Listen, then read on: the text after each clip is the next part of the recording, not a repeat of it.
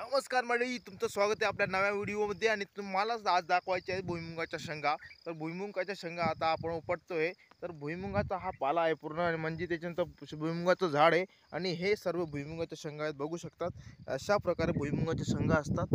या आपण शेंगा फोडून बाजारात यांचे शेंगदाणे आपल्याला विकत भेटतात, आणि तेच आपण भाजीमध्ये टाकत असतो. हे बघा, अशा भुईमुगाच्या शेंगा आहेत या सर्व. तर आपण यासोबत आपल्या वावरात तीळसुद्धा आहे, जी तुम्हाला किराणा दुकानातून तुम्ही तीळ घेतात तर त्याचं झाड या प्रकारे असतं. आणि हे आपलं तिळीचं जे आहे, ही शेंग आहे, ही शेंग फोडून तिळी याच्यामधून काढली जाते, आणि तीच आपल्याला स्वच्छ करून म्हणजे प्युरिफाय करून आपल्याला बाजारात मिळत असते, आणि ती आपण विकत घेत असतो. तर याच्या पहिले पूर्ण साफ करावी लागते ही तीळ. तर हा अशा प्रकारचे झाड असतं, हे अशा प्रकारचं त्याला फूल आलेलं आहे. आणि हे झाड एवढं म्हणजे 2-2.5 फूट उंचीचं हे झाड असतं.